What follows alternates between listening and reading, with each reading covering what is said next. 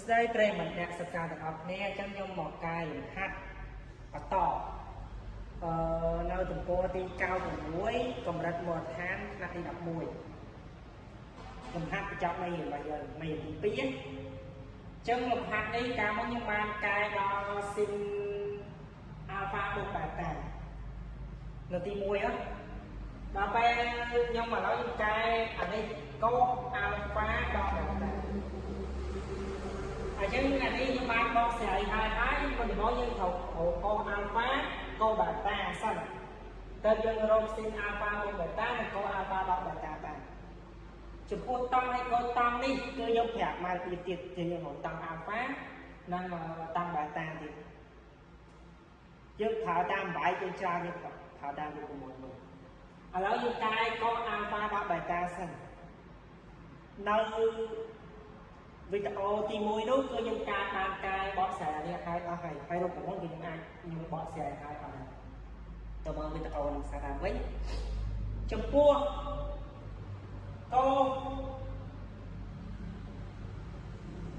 កូអាល់ហ្វាដល់បែតាចំពោះកូអាល់ហ្វាដល់បែតាយើងនឹងចាំរូបមន្តបានរូបមន្តកូអាល់ហ្វាដល់បែតារបស់យើងគឺកូអាដល់3កូអាដល់3កូអាដល់3អញ្ចឹងយើងទៅចាំថាកូគឺនៅមួយកូវាស្មោះត្រង់គ្នាវាប៉ុន្តែវាបដូរសញ្ញាចំពោះស៊ីនវាអត់ស្មោះត្រង់ទេប៉ុន្តែវាអត់បដូរសញ្ញាទេមានន័យថាកូនៅមួយកូអញ្ចឹងកូអាកូ3ហើយសញ្ញាដកទៅជាបូកស៊ីននៅមួយស៊ីនអាស៊ីន3រូបមន្តរបស់វាកូអាដល់3រូបមន្តកូអាដល់3ទៅក្នុងសភៅពុំយើងក៏មានដែរយើងអាចកំណត់បានចំពោះកូអាល់ហ្វាដល់បែតាយើងអាចបដូរពីអាទៅអាល់ហ្វាបដូរពី3ទៅបែតាគឺបង្ហាញគ្នាចឹងយើងបានថាកូ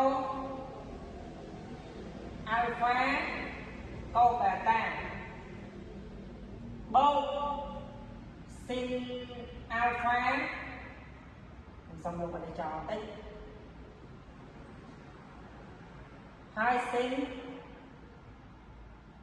ខ្ញុំសុំស្ដែងខាងនេះតិចកូ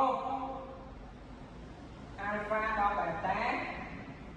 ស្មើឲ្យកូអាល់ហ្វា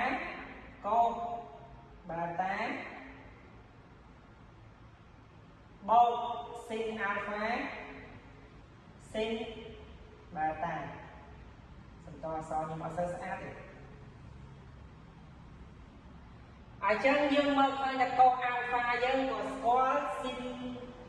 កូបែតាយើងក៏ស្គាល់ដែរហើយស៊ីនអាល់ហ្វាស៊ីនបែតាគេយើងស្គាល់គេឲ្យមកដល់ពេលនេះយើងរកវីដេអូទី1បាទអញ្ចឹងយើងចាប់ផ្ដើមស្មើចំពោះកូអាល់ហ្វាគឺយើងមកឃើញគឺ3លើ2គឺ3លើ2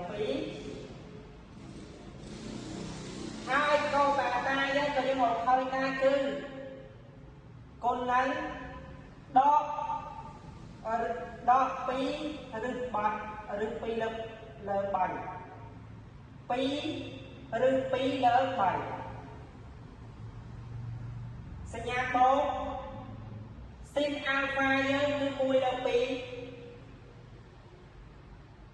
ស៊ីនបែតាយើងនេះស៊ីនបែតាយើងគេឲ្យមកគឺ1លើ3ក៏នឹង1លើ3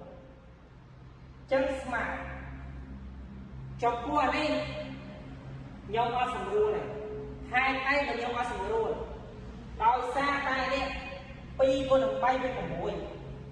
បើយើងស្រួលនេះទៅយើងជាតម្រូវភាពបាយយូរទេថាយើងជាតម្រូវភាពបាយយូរបើយើងស្រួល2ចេះវាបានឬ6ដកឬ6លើ3ថាអញ្ចឹងនេះ2គុណ3វា6អញ្ចឹងយើងត្រូវតម្រូវភាពបាយនេះឲ្យបានស្ដាប់ខ្ញុំមិនទាន់តែហ្នឹងហើយយើងចាប់តាមគុណវាដក 6លើ6កន្លែងនេះយើងបូកឲ្យ1លើ6ធៀបបាយដូចគ្នា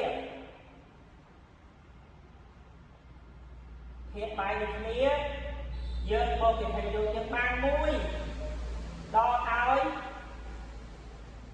2ឬ6លើ6ចម្លើយរបស់វាកូអាល់ហ្វាដល់បេតានេះចំពោះកូអាល់ហ្វាដល់បេតា